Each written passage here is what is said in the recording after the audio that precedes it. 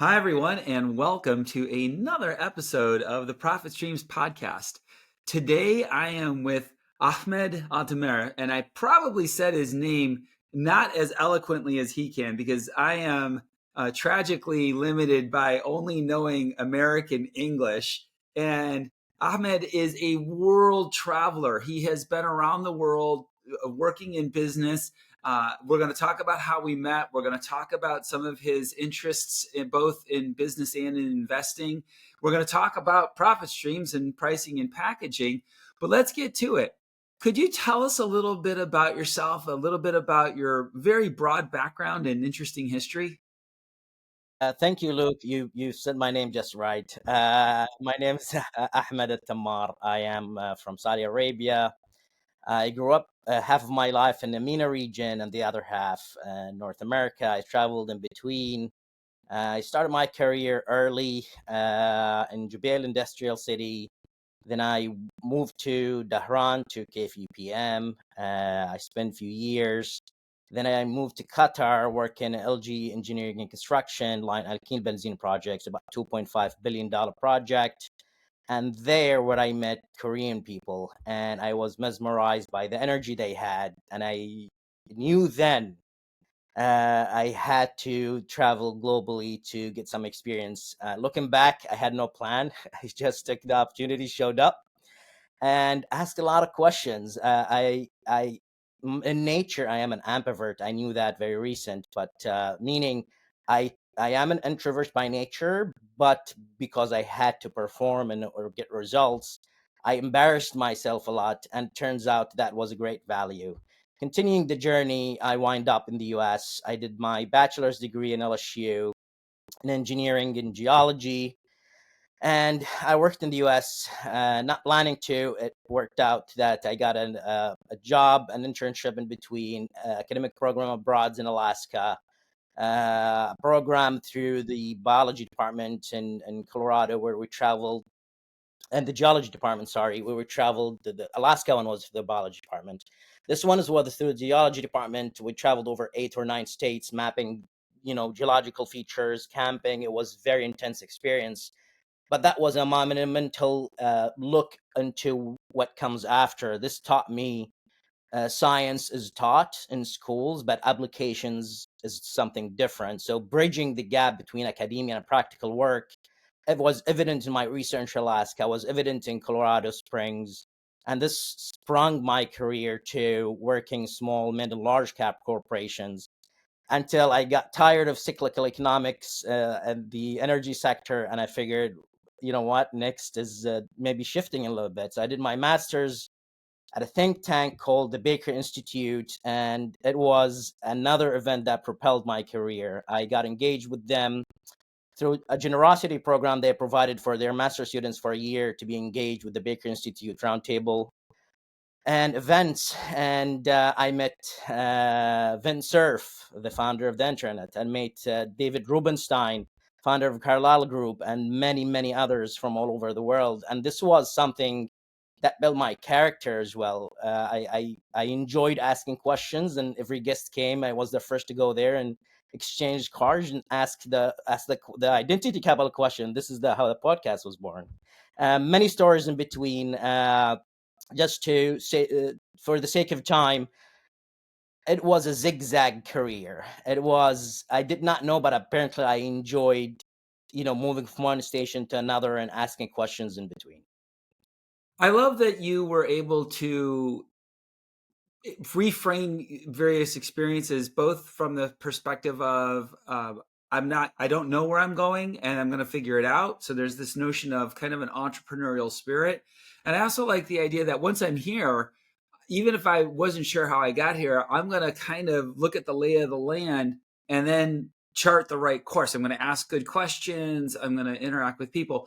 Again, that speaks to me as part of that entrepreneurial spirit. There are many times where an entrepreneur kind of heads in a direction, but the lay of the land changes and you have to adapt. Now, you and I met through a very interesting program, the Tech Founders Program from the Saudi Ministry of Communication and Information Technology, MCIT, and something through that they sponsor called Code, the Center for Digital Entrepreneurship.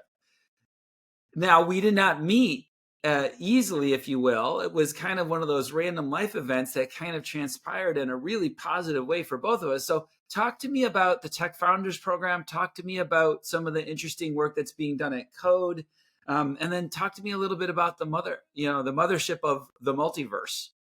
Absolutely. There's a lot to unpack here.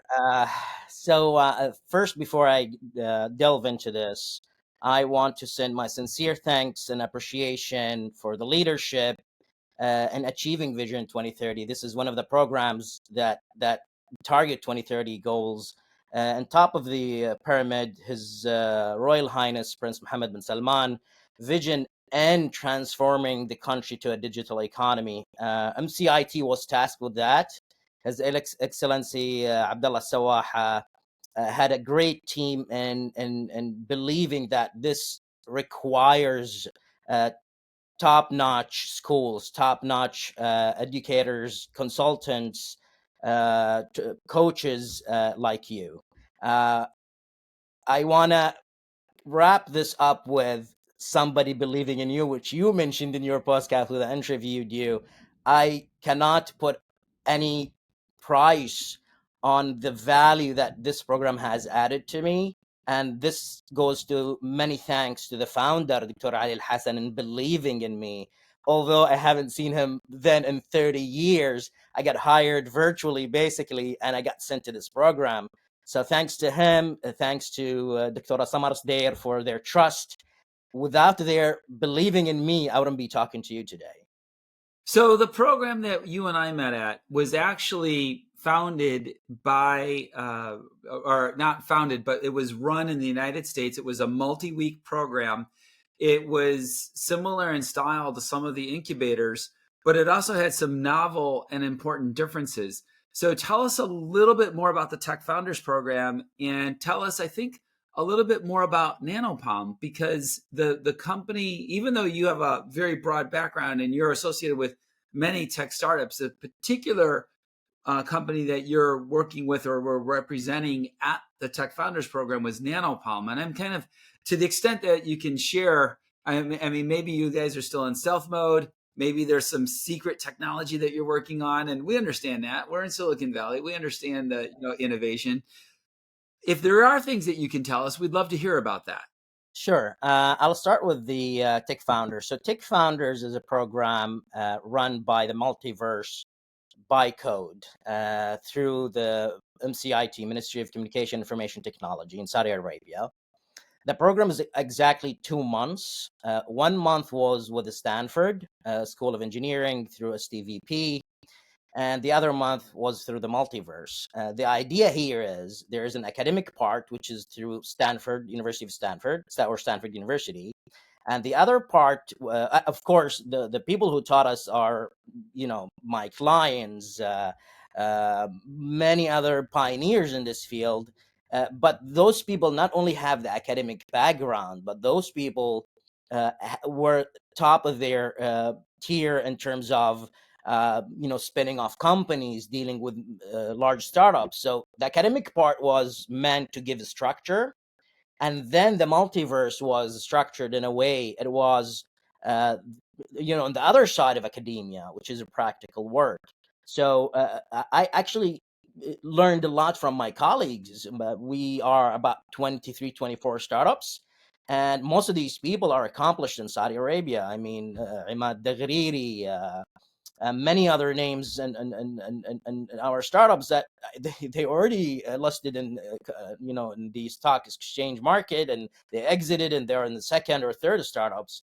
So the community that we were in, we lived with people we didn't know for 2 months, and that by itself something I'm very familiar with. And you got to see how barriers are broken, you got to see how conflict is arise, you got to see how you deal with conflict and how do you build relationships. And if you've done this before, it's not going to be easier for you going through it. It just means it's a different context.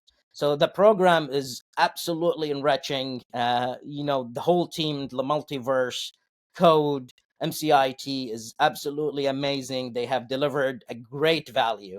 And I want to add one more point to this.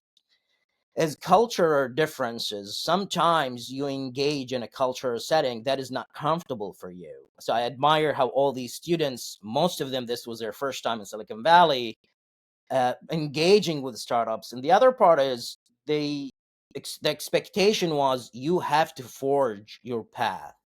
So going to Stanford or the multiverse by itself as an experience, it's not like a golden plate. You need to actually dig deep to establish meaningful relationships and understand what your startup wants. And as you said, this is like an ocean of information. There's no cookie cutter of what information would help your startup, but building the right relationship and acquiring the right tools eventually will build up and you understanding what aspect of this experience you could actually build on in the future. Well, and I kind of like the idea that the multiverse has this program where part of it is academic and part of it is practical. And I'm especially proud that I'm on the practical side.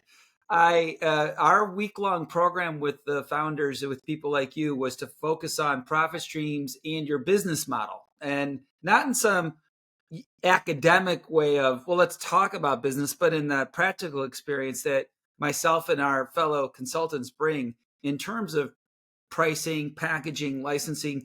Make, of course, in our time together, I would also talk about my direct experience as an entrepreneur.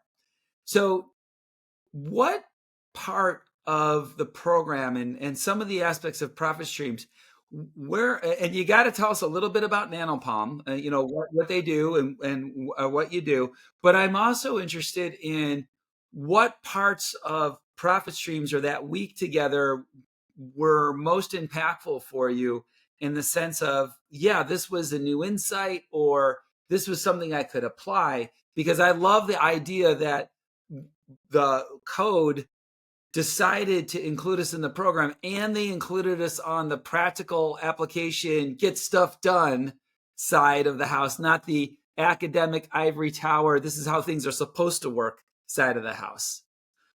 Absolutely, Luke. I agree. The engagement was priceless. I mean, we gonna dig deeper in the stories and how we engaged with this one week with you guys through profit streams. But going back to Nanopalm, Nanopalm is the first deep tech biotechnology company in Saudi Arabia. It was a spinoff of CAX. CAX is like King Abdulaziz City for Science and Technology. For people who don't know what Caxt is like Silicon Valley, but in steroids in Riyadh. It's a large area with a lot of researchers, a lot of events, mainly to advance science in the kingdom. Nanopalm actually, founders, Dr. Ali Al Hassan and Dr. Samar Sdair, both of them were working and met at Caxt then, and they were working in different projects. Their background comes from Dr. Ali Al Hassan, did his PhD in Northwestern with Chad Merkin, one of the lead scientists worldwide in nanomedicine. Later on, Dr. Ali moved to University of California, San Diego. I think he was director of head of nanomedicine for a few years, and he was recruited to CAXT by president of CAXT. Or the team of CAXT. Dr. Samar Sdair is a scientist in the chemical field. She did her PhD in Canada, and they worked as a team.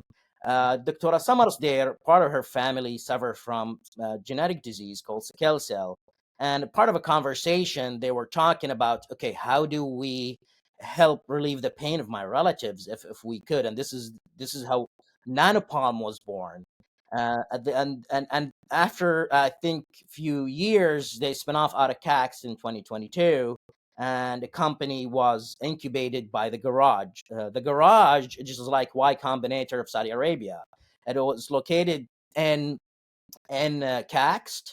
And the story of the garage, which is literally was a garage where cars used to park, as His Royal Highness was in Paris, in France, and he saw Station F. I think it was like a subway station or a fire station, I don't remember, and it turned out to be like like Y Combinator of Paris or France. And the team was thinking at MCIT and other entities had to collaborate, and they digged around and they saw this garage, and they turned it to what it is today, a beacon for startups. It's an accelerator and incubator. Over 400 companies are there.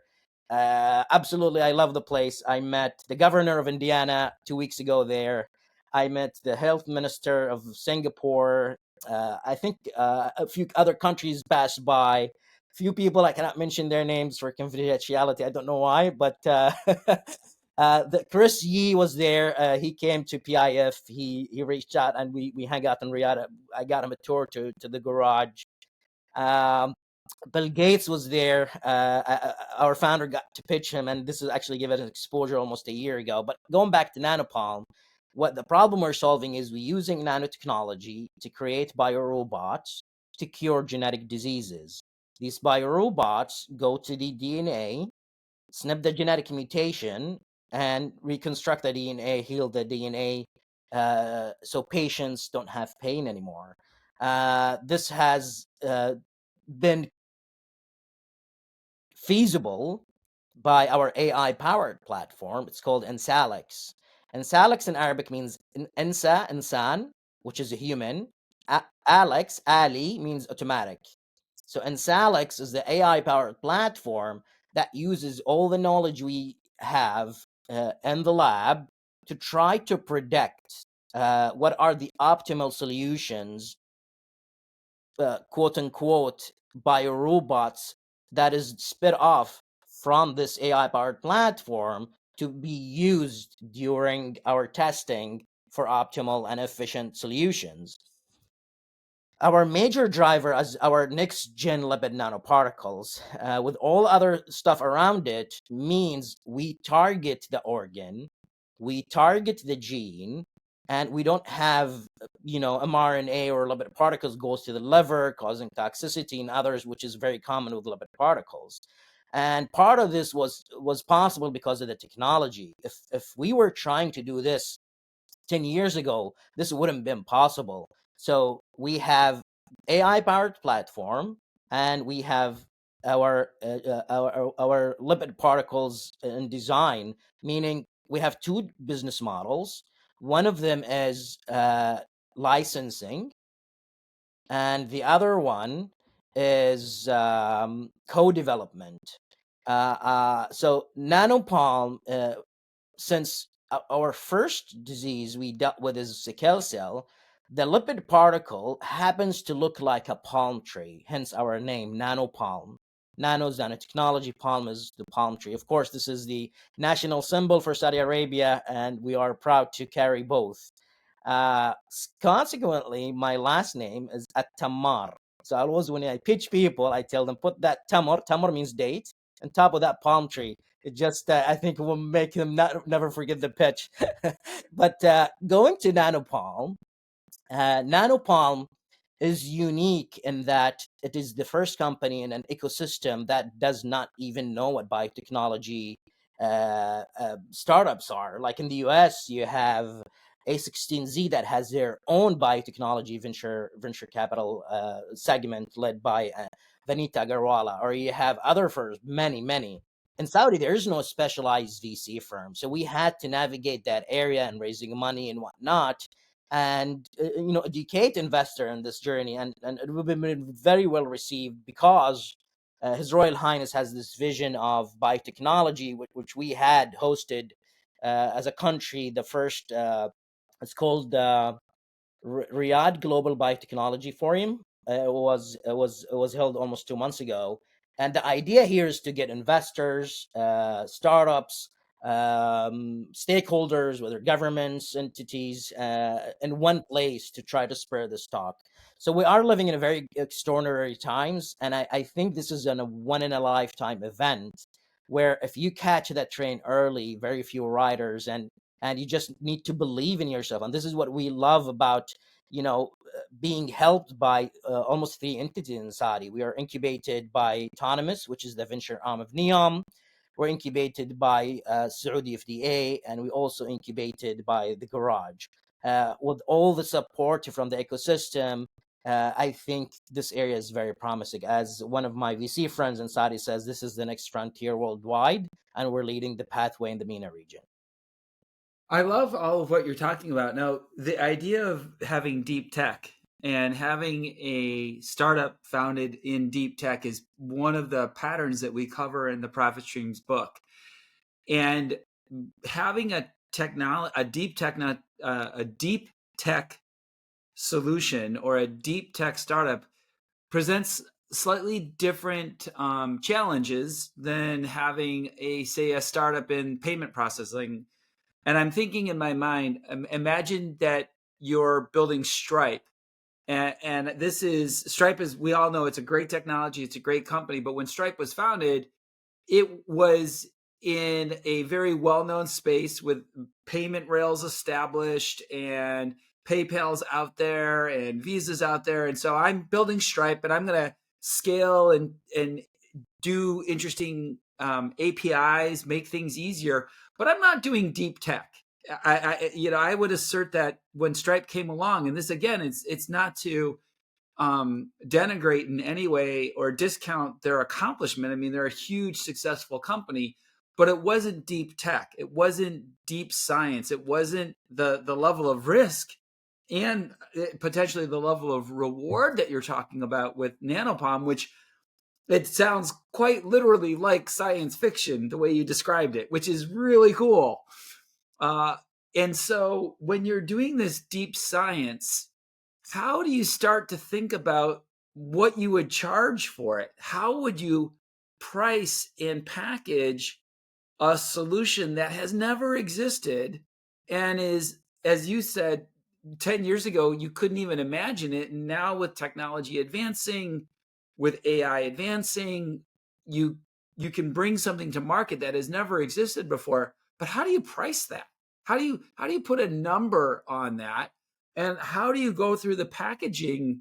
We can see the value, we can see the promise, the idea of using the technology that you've created to heal and remove pain. I mean, it is both brilliant and inspiring, but you still got to put a price on that. How do you do that?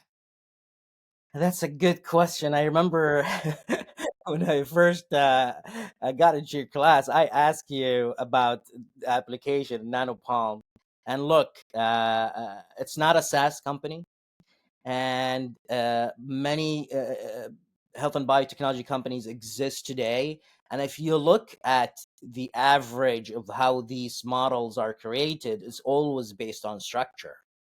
So meaning you for our offering, for example, we have the two business models. One of them is licensing, one of them is co-development. So I'll give you an example. I was and how these are actually structured. So I was in delegation to Tokyo, or actually the conference was in Yokohama, and with the Ministry of Investment in Saudi Arabia, and we were going to something called Bio Japan 2024. So we met with big pharma and investors, and the discussion always was, okay, we're going to structure an approach to make sure the incentives are aligned for both parties, because naively, when I left the energy sector, I went to even more harder sector, which is technology, and now even more harder sector, which is biotechnology, meaning the rewards here are long term. So so I mean, investors wait a cycle 5 to 10 years, but health and biotech, you need to structure this in a way that you sustain growth in a short term, and this is why we have co-development. Meaning, when we most of companies put right incentives to co-develop, so big pharma will approach us and say, "Look, we can't quite get this medication to do what we want. How about you take all we have and we co-develop this together?" And through the discussion with big pharma, you kind of get their feedback on what's important for them. And at the startup scale, we know what's important for us, and it's not meeting halfway. It's just listening, really, and understanding what actually matters in the process, and benchmarking and scaling based on the right incentive for both parties to reach certain goals. So it's incentivized by step function and incentivized by something that benefits both parties. So this is the model that is actually bridging the gap between both worlds. When it comes to our cures, which is the other model, which is we license those models, and that's a long-term approach. Of course, short-term, lower scale, meaning in profits, but long-term, upper scale, meaning in profits. And this is how we structure it. Of course, this is not the whole story. I'm trying just to give a structure of how we looked at it when we tried to develop, and this is like a living organism. We still develop it as we go. So that leads us to one of the elements of the profit streams framework. The profit streams framework is a canvas with columns and rows, and the rows are the solution sustainability, the economic sustainability, and the relationship sustainability. And I remember talking with you about the way that you were structuring your relationships, because when you're looking at these long-term sophisticated and admittedly complex relationships, they're governed by license agreements because there's a lot of intellectual property coming from both partners. And it's the combination of that intellectual property that creates this extraordinary value. So you're working with larger organizations. And what I found fascinating about some of the work that you're doing is you're a very small company. I mean, yes, you have substantial backing, and yes, you have, in a sense, the power and the experience of the ministry itself behind you. But in reality, you're also on the front line. You're a small company, and you're dealing with these very large companies.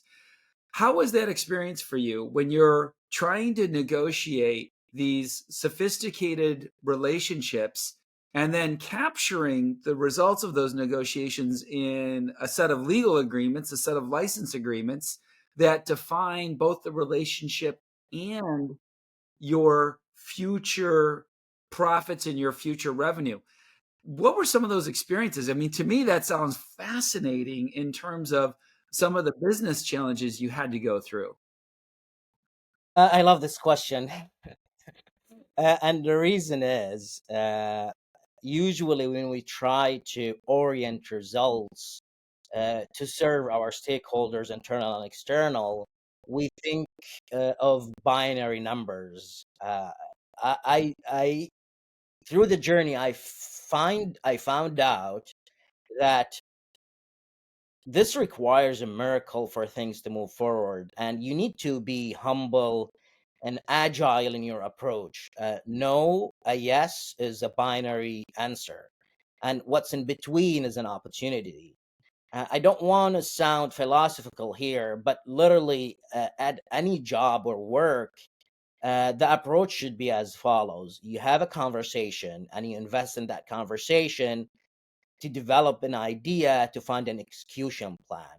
There's many ideas around. If you are afraid to share your thoughts, you're going nowhere. Ideas are free, they're everywhere.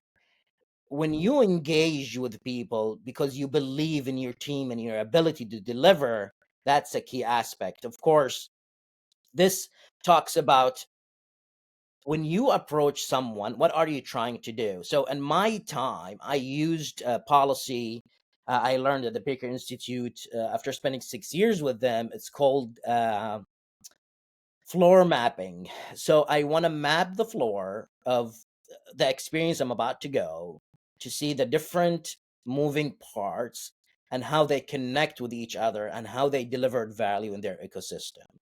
I want a history match, and I learned that from geology, to my region and see the voids. And I want to extrapolate and find out how could I triangulate academia with hands-on experience with me as a person or entrepreneur in the ecosystem to try to build on this for the next 10 years.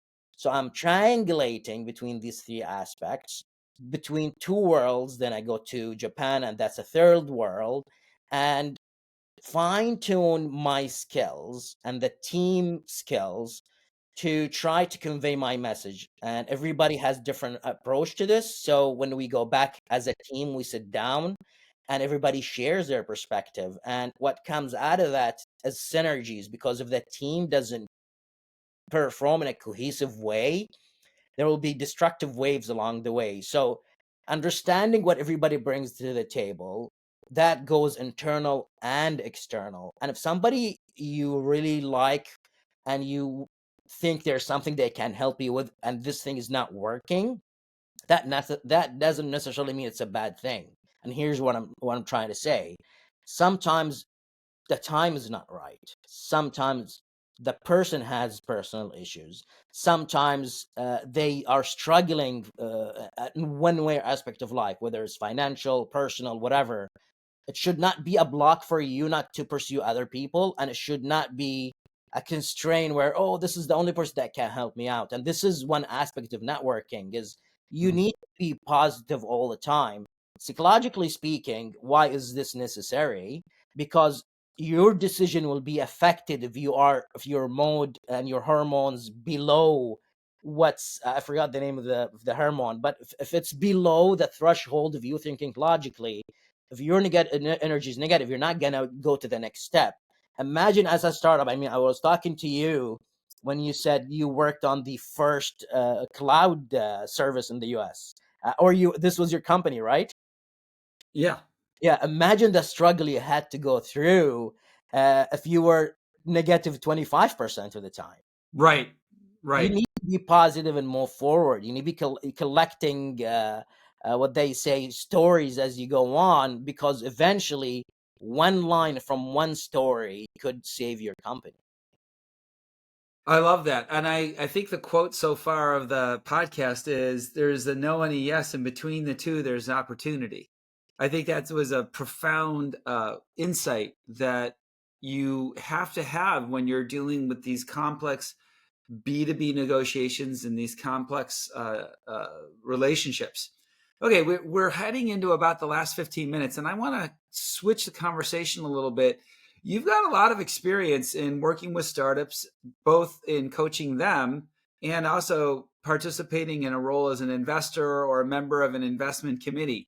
So, talk to me a little bit about how you think about a startup's pricing and packaging or their ability to generate profit, because sometimes, and I live in Silicon Valley, and sometimes I scratch my head about what VCs are funding. I don't understand why they might be funding a certain company. I don't see where the profit is. I don't see where the economic return is going to be. So I'm scratching my head going, why would that company get funded? What are some of the aspects of finances that you're looking at when you're participating in your role as an investor, as opposed to in your role as negotiating deals as an entrepreneur?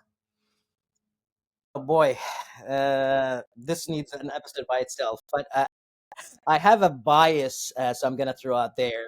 I am an engineer in background, an economist. Uh, in my master's, and in between, I was working in startups and as an investor as well.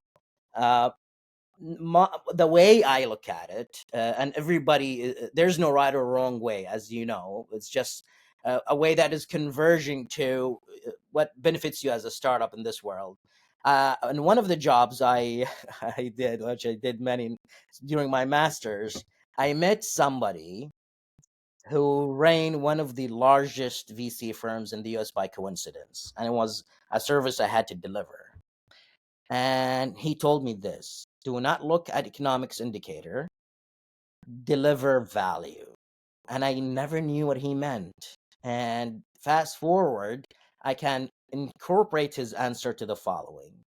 I'm going to cover my micro and macro analysis in a simple terms to illustrate this idea. Some companies like Zoom which I met the CEO at a hallway at San Francisco, actually in Palo Alto when I was at Stanford. And by coincidence, we were talking, and I did not know he was Zoom CEO. So I asked him, like my curiosity kicks in with people, where are you from? What do you do? And he didn't tell me his name, but we talked about how he came from China, and I came from Saudi, and we learned English in the US. And then we talked about opportunity, and then we talked about Zoom. And at the end, he told me who he was. And the idea here about people from global perspective coming to the US is they understand the global cyclical nature of an economics. And, okay, what does that got to do with all of this? It gives you an idea of with all the hard work that he did, he was lucky when the pandemic hit, Yeah. because he has worked before and his startup grew, and that was the luck.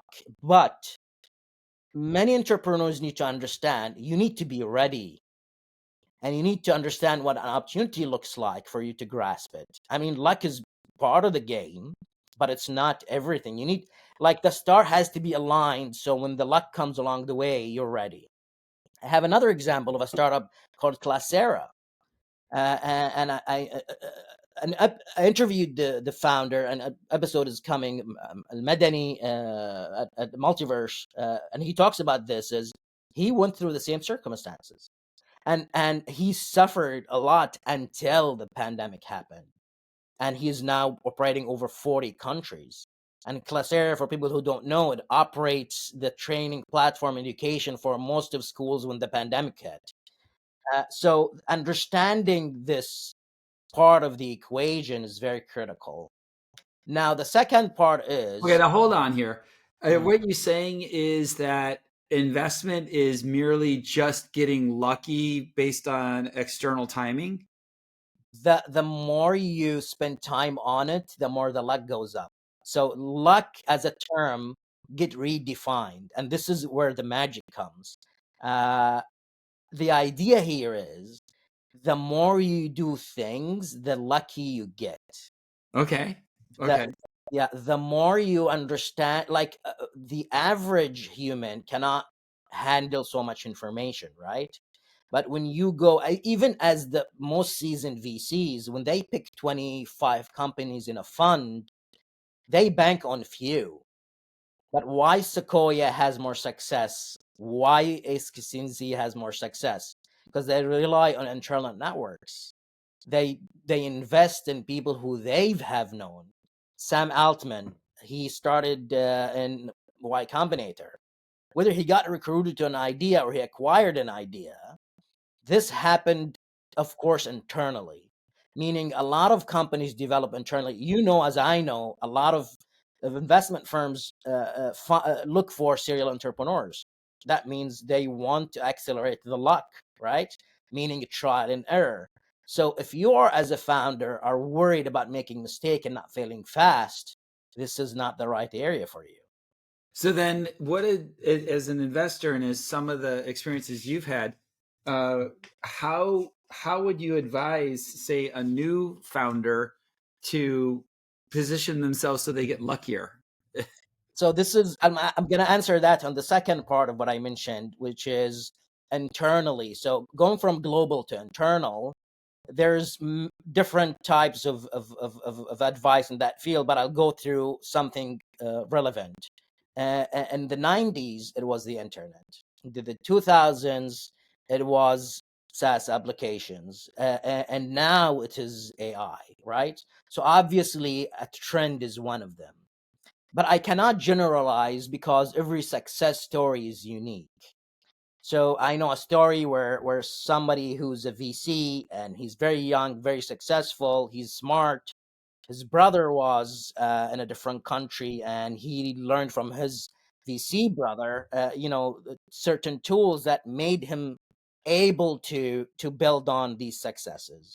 I'm saying this because average age of entrepreneur is 45. That doesn't Mhm. mean there's no early success stories, but there's outliers in that. Another outlier is you are working on an energy company and you stumble upon a problem and you happen to have the right tools to work with it. So every single person needs to find what motivates them to do the startup. Because if you don't love what you do, you will not be able to endure the pressure that is taken to even do a simple task. I mean, think about Amazon when it started. They selling books. Whoever thought Amazon would be AWS and would be something so big today, right? So when I look for startups and think about founders and what they should do not focus on the idea, because there's so many external factors. I mean, there's a famous saying between investors, say bad times bring great entrepreneurs and great startups. And why is that? Because of teams. It is always 1, 2, and 3. It's not about the idea, and it's not about who invested with you or on you. It is about the team, the team, and the team. If the team you have has the right synergy, they will eventually come to an understanding of what it takes to pivot and finalize a project or a startup that actually solve a current problem. Meaning, uh, in today's world, there is certain services that if you provide, it solve a problem. And instead of, uh, like for Tesla is a great example. Tesla, when it was founded, Elon Musk did not found Tesla, right? Mm-hmm. Or these 2 engineers or 3 engineers who did it very well, but they were scientists. And back then, uh, for whatever reason, it was not, it was finding many factors I want to get into. They weren't able to break through. So Elon Musk just exited from, sold X to Peter Thiel, and he had a lot of money and had a lot of network. He was able to take Tesla and make it what it is today. If you look once in between, there's struggle, there's default, there's almost going bankrupt. And what he was able to do is saw a market that needs a little bit of faith and engagement, and he, with his other circles, so we're talking about 1, 2, or 3 circles, whether it's investors, whether it is a startup founder, whether it is colleagues, that helped him to build a large company in a market that is very hard to penetrate, for energy sake, for hardware sake, and what's in between. So to wrap it up, international factors, local factors, and at the end, whatever expert tells you, it is who you are taking a decision. Like if you rely on experts all the time without learning how to apply to your startup, that's obviously not going to help. It's going to put you in a bind. So time is an essence as well. Well, let's go back to what you said about Tesla. And I want to circle back to this idea of what investors invest in. At, at some level, the investors have to care about the finances in terms of the entrepreneurs that they're backing. And you can argue that for quite a long period of time, Tesla enjoyed superior unit economics because of its vertical integration and because of some of its innovation. And there was, now other companies are in a sense catching up and there's other competition, but for quite a while, Tesla had superior unit economics. And I really want to pull on this with you. I really want to challenge you on this because if I'm an investor and I do some angel investments, I'm looking at not just the founding team, but I'm also trying to assess, am I going to get a return on my investment? And I'll share 2 stories on my side. In one story, I've made an investment where, in my opinion, the founder is getting greedy in the sense that the founders had offers to acquire their company by private equity, and I think they should have sold. But the founder keeps saying, no, we're going to be bigger. And then I look at the market availability and I'm like, you're not going to get a lot bigger, and you're certainly not going to get as big as you think you are. And then the founder will do the, oh, well, Jeff Bezos, he did Amazon, like you said, he did Amazon Web Services, he pivoted. And I said, yeah, but there's a point where you may not pivot and you may not be successful, and you have this economic responsibility to make a return to investors. And so I'm keen on just hearing a little bit more about this, because you mentioned, like I said, you mentioned Tesla, and Tesla did have superior unit economics. It wasn't just a, hey, here's a bunch of money for a founding team, go figure it out. How many minutes do I have, Luke? Well, we'll extend if we need to. All right, so I'll make it. I'll try to make it short. I remember two stories when we were talking came to the top of my head. Alan Greenspan, when he was president of Federal Bank Reserve, invested with Bernie Madoff. Even the president of the Federal Bank Reserve does sometimes make mistakes. Second one is I was when I was doing my master's, I got the opportunity to meet with Robert Kaplan, president of Dallas Federal Reserve, and I think he is one of the people that I believe one of the greatest economists of our time. And I'm saying this because of the following. Not only he worked at Goldman Sachs, not only he taught at Harvard Business School, but he actually led the Federal Bank Reserve of Dallas. So he had an academic background, hands-on background, another academic background, then he led a financial system. Okay. I'm bringing these two stories to tell people even experts don't know the answer. If anyone in this world have a crystal ball, tell me what is his name so we can have a talk. What comes after these two subjects is the following. When I talk about a startup, I'm going to talk about Tesla before they go public, because once they went public, it's a totally different game, totally different story, Okay. totally different metrics. When they were a startup, it's all about delivering value and going to a point where that value actually reflects a reality. I invested in a company I don't want to mention, and it turns out they pushed the car from a cliff and I lost all my money. I thought it was the next big Tesla, and you have no idea. I lost a lot of money that actually I'm struggling today because of this case, right? So when I believed in this founder, I believed in what comes out of his mouth. But I knew him better. I should have read certain reports. If I read the financial papers coming out of the company, I would have questions. But sometimes FOMO gets in the line, and you think it's the next big thing because it's backed by big investors and whatnot. The other part of this is thinking about before IPO, who is in this company? Who is the team within this company? And how to evaluate what's in between. Meaning, I can have my own network investors and I rely on and I can talk to, but that needs time to build as well, right? So it is really all revolves around one thing: communication. How do I communicate to myself the knowledge, what I need to evaluate, and who is my network to validate. So it's all about validation, network, and building a relationship to try to understand what is the right aspect of this issue that I need to look at that will eventually make me have the right tool to evaluate. Well, again, I'm trying to figure out, and I think that there's this combination of tell us more a little bit about the when you said you should have looked at the economics of the investment that you made a little bit more. I think that's the interesting part for me. It's that I'm not disputing how you want to invest in teams and how you want to invest in the founding team. I've founded and bootstrapped and sold a B2B company. And I remember getting turned down by venture capitalists, and they said, we're not sure about your team. And I'm like, I've got a great team and I'll prove it, because we're going to sell our company for millions. And if you don't invest, you're going to miss out. And I watched again some of their investments fail. And of course, we succeeded. And it's because we had a tough team.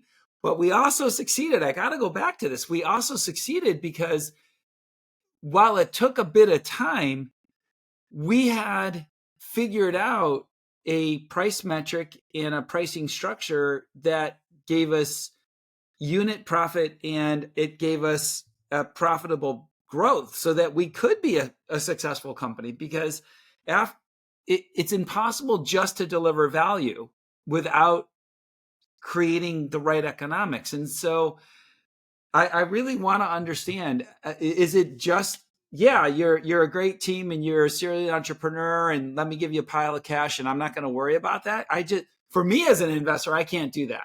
When I'm investing, I have to see the balance sheet, and I just turn down an investment because I know the founder and they are a wonderful human.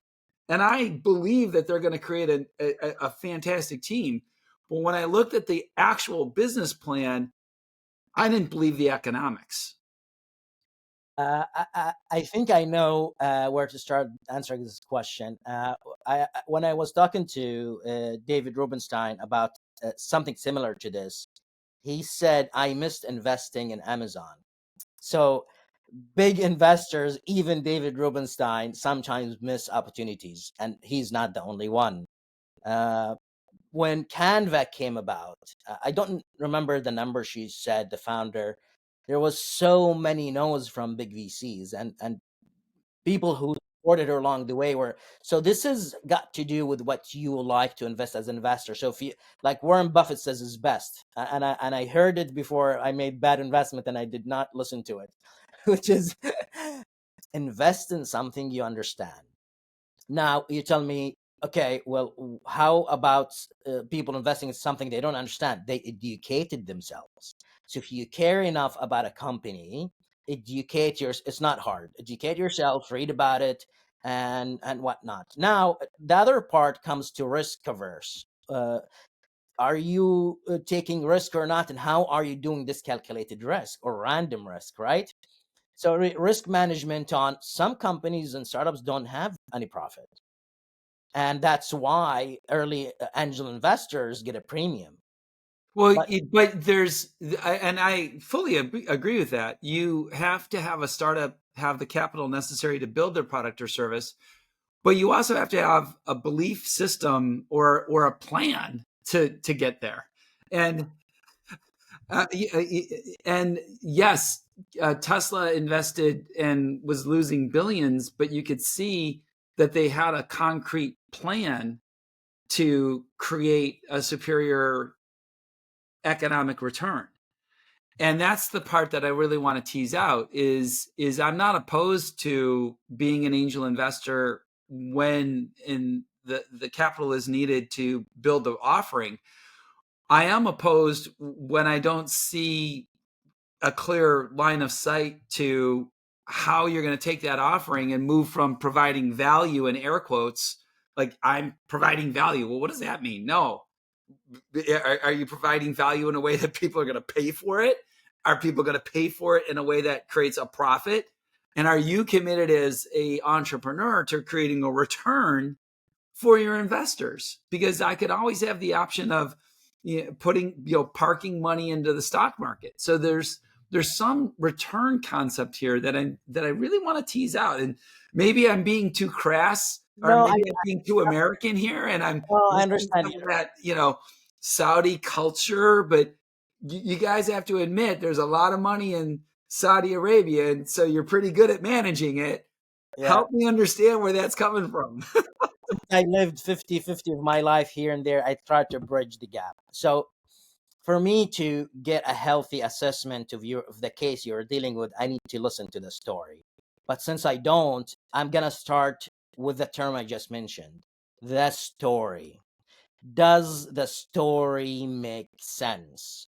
And the number one factor that people misestimate is if you cannot articulate the story of your startup in a way that convince investors to put you even on a list of where eventually you can update them as you go, and then that's a conviction, you're not even starting in the right foot. What I mean by the right story is, I'll give you an example about our company. The founders themselves suffered from the pain of their relatives. So that's that. Let's start with this. Yeah, that's a great motivation, and we love that. Exactly. And But what now comes the question is, they could take that story, that initial motivation. They could have built a nonprofit, but they decided to build a for-profit. exactly, and what happens in between is the following: they were scientists, they were educated by people who are pioneer in their field, and guess what? Those people who has started 10 startups and authored north of 1,000 papers are in our board. Mm-hmm. Why would somebody with this weight support their student and become part of the board or venture board or whatever you want to call it? If I look at the board, who's in the board? They picked head of health and biotech in Neom, another person on the board, right? They picked a president of Autonomous. What these people bring is an experience, support. They have done their due diligence. Now, when it comes to getting in touch with people, if you look at our team, we have somebody from the US. His name is Kevin. He has helped companies in this field take uh, take their phase 1 clinical trials to market, right? So if someone has been doing this for 3 years and hiring the right talent, it tells me about the character of the founders, right? Like those people, not only they understand the timeline where they need to deliver, but they have the right people to deliver value as well. And when somebody at this stage engage with another startup, it's not about money, Mm-hmm. it's about delivering value because their reputation is on the line. So Mm-hmm. when you talk about other startups, okay, so they are founders. They worked with the CACs, which is one of the pioneering research places in Saudi. That's one aspect, right? The other aspect is who are they dealing with? The hospitals they dealing with, research institutions, who are they incubated by? Let Mm-hmm. me go and ask these investors, how is the founder? Before you meet the founder, how is the founder? For the founders as well, go to the VCs and the startup that dealt with this VC and ask, how was this lead investor? What was the help they provided along your journey? So asking questions of what's available will open other doors. Every question you ask will open 10 doors. Now you move to the next stage. What is the who's their competition?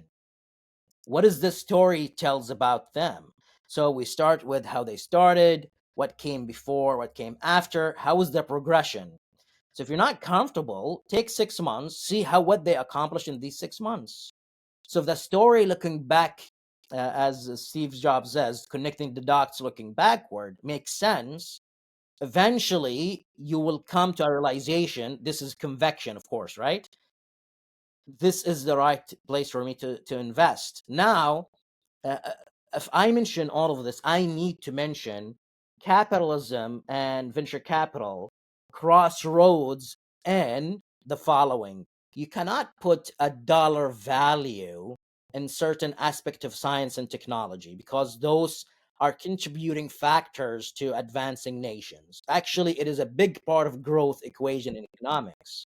What that means is certain industries have a backbone. So in a downturn, there is certain industries that will support a certain project. And what I'm trying to get into here is the following. We think in the US government doesn't subsidize certain industries, but that's not accurate. I'll give an example. Fracking was a DOE project until what is his name? The pioneering fracking guy in Houston took it to the industry where it is today. That Right. doesn't mean it's not subsidized. And the National Science Foundation does the same thing. Tesla got benefited from this a lot. And this is why I said before IPO and after IPO, what is the difference? So I'm bringing this up to say a startup that you invested in, what is the backbone of it? So if I'm looking at Texas Medical Center Innovation, they have a fund, but they have an ecosystem. They have Texas Medical Center. They have Rice University as a research center. They have the Ion District, and they have Helix Park, and they have many scientists.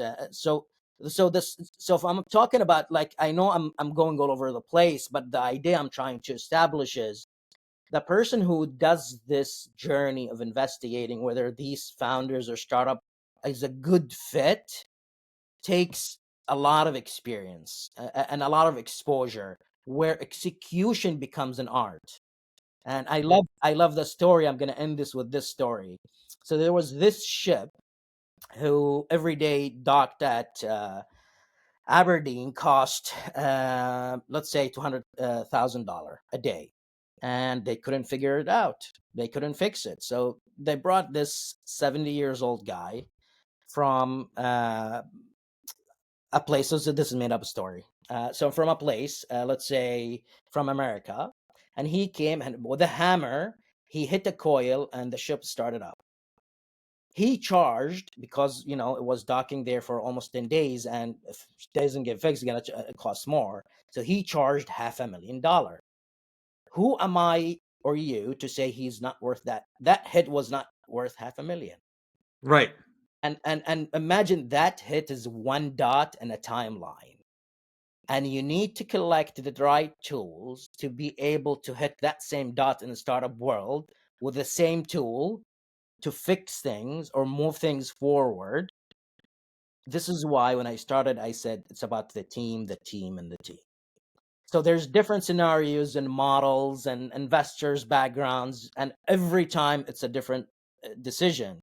And this is why a generalist in this space is a must, because you need to understand the same skills in SaaS applies in biotech, applies in space, applies in other sectors, and Elon Musk endeavors as an example. You need just to collect the right tools as you go on. I love it. Well, let's actually we're an hour in roughly, and let's close there because I think it's a very positive, uplifting message about the team and understanding the story, listening to people, listening to their stories. I'm still going to make a plug for having a having a sound financial foundation, making sure that your pricing and packaging does make sense and it is going to create an economic return. But I think that story and that team working together is just amazing. Ahmed, thank you so much for our time together. It was wide ranging as I knew it would be. It was very interesting to listen to your stories of meeting so many famous people, but also blending those experiences into where you are right now with Nanopalm, doing deep tech, negotiating complex relationships. Really amazing stuff. Thank you so much. Absolutely, Luke. And before we end, I want to add one aspect that I forgot to mention, which, Please. which is you as a person, what I learned from you, and why I'm gonna call you for advice in the future. So we met during a class you gave, and the class that you gave me, like, if somebody gave me the same material, it wouldn't be the class. Let me put it this way. So Luke, people add to the value to what they carry. Uh, Now when it comes to profit streams and why they're important, I wasn't focused on that, and this is part of my bias, but I need to talk about it because somebody else in my team is handling this, which is our CFO, and he does a good job. And shout out to Mustafa Diris. Now, this is important because this is part of the story. So my lingo translated this profit streams and why they're important in the story acronym. What is the story behind profit streams? Story is, as you said it in your class, is the structure. Although we're not a SaaS, we're based on structure, meaning we have to put, let's say, 5 or 10% of a certain cure. If it's a co-development, and this goes to the model known in this area, right? Right. So the story is, I need to start somewhere, and the structurally it needs to be sound and cohesive. And 3 or 4 or 5 months, it is beneficial for big pharma, it's beneficial for government and entities. And I'll end with this. For us as customer segment, our trip to Japan, our trip to Silicon Valley, our trip to Dubai, our trip to Europe goes to, I want to recruit big pharma or biotechnology companies or government entities or research and development centers. And this is our market segmentation. Mm-hmm. How this market segmentation fits in the profit stream is something I learned through working with you, and I used the technique actually in Japan, which is, I need to figure out what my customer wants and how that value is tied in to my customer. So when I reached a company, I said, look, this is what we do. They said, look, this is what we do. And through dialogue, and this took a month or two, maybe three, to fine tune it and be able to start somewhere. And I always emphasize it is okay to take 2 to 3 months, because if you start at the wrong problem, you're Right. going to waste Yeah. so much time and maybe you lose your customer. So I just wanted to add that. Luke, you have no idea. I enjoyed this conversation. And if I mispronounced any number or a name, or I made a mistake that bothered someone, please forgive me. I'm just upfront and bold. And if I made incorrect or inaccurate remarks, this represents only me, not Nanopalm. Thank you so much, Luke. Oh yeah, I'm the same way. I've been blessed to travel around the world, and I am so full of gratitude that the people I work with know English well enough to collaborate with me. This has been exciting. This is really great. I hope to bring more people from MENA, more of our classmates, more of the companies that were at the Tech Founders Program.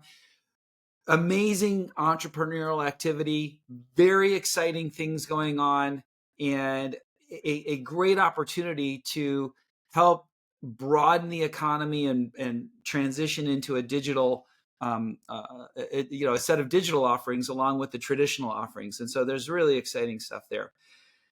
Thank you so much. And we will be in touch outside of this podcast, I'm sure. Sounds good. Thank you, Luke, for having me, and looking forward to our next endeavor.